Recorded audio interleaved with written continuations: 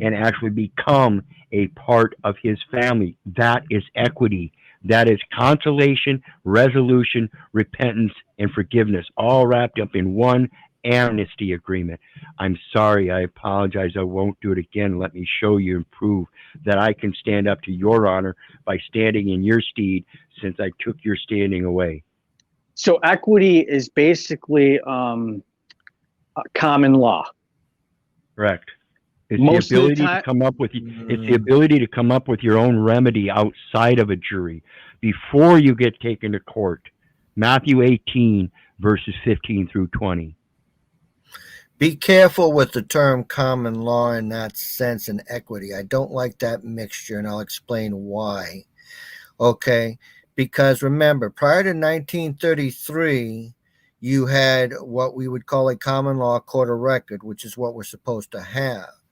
Now, after the court case in 1938 dealing with Erie Railroad decisions, there were no common law courts of record, okay? There was only courts in equity.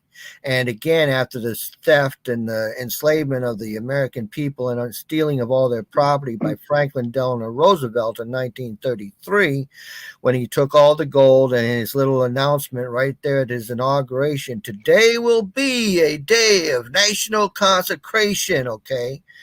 That was a contract offer for the quote-unquote New Deal, and we don't need to go down that rabbit hole. But the long story short, at that time, everybody became an indentured servant and a slave to the state.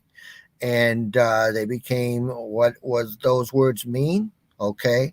Today is a day, that's the beginning of the contract, of national. What's nation? That's the corporation masquerading as government. That's not the people, although that argument is that it is the people. And what is the last word? What is that relevance? What is the meaning? That means you're working for the state. Consecration, you're working for the state. And Vatican banking, that's the whole secret behind the secrets. So having said that, since no debt can now be paid, it can only be discharged since that point, now you have to have equity.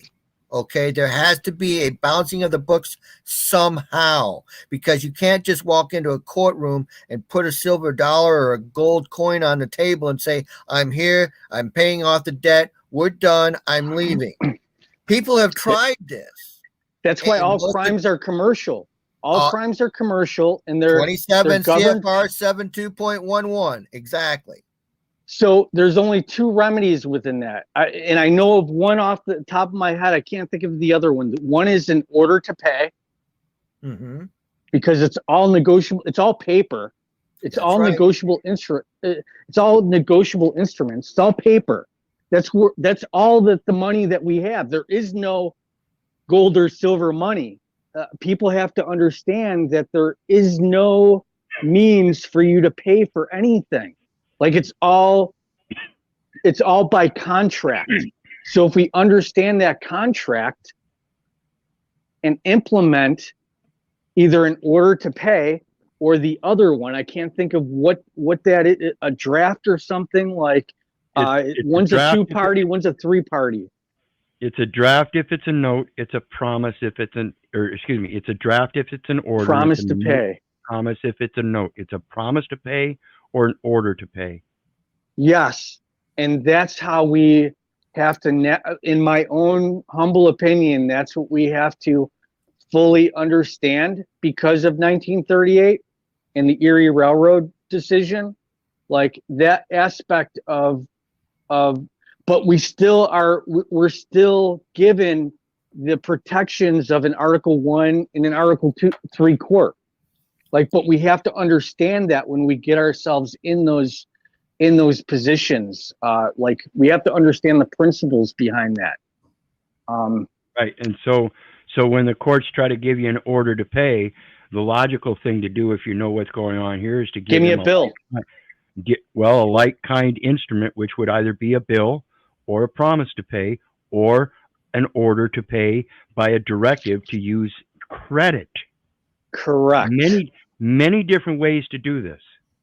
Correct. That's my understanding so far between listening to you and a couple other people that I I trust and I listen to and study with and stuff. So like, this is my understanding. And I just want to, maybe I'm talking too much. Maybe I shouldn't intercede so much, but I want to understand too. And the only way I can do that is through, asking questions or, giving my 2 cents for someone else to, like John does a great job of describing things that, of certain points that I had questions to, or, whatever. And so do you, Keith. Like, I love both of you and I respect both of you very much. And I think, continue on. Absolutely appreciate that again. And yeah, John and I are quite alike. And as you see, he doesn't agree with everything and has different things to explain things.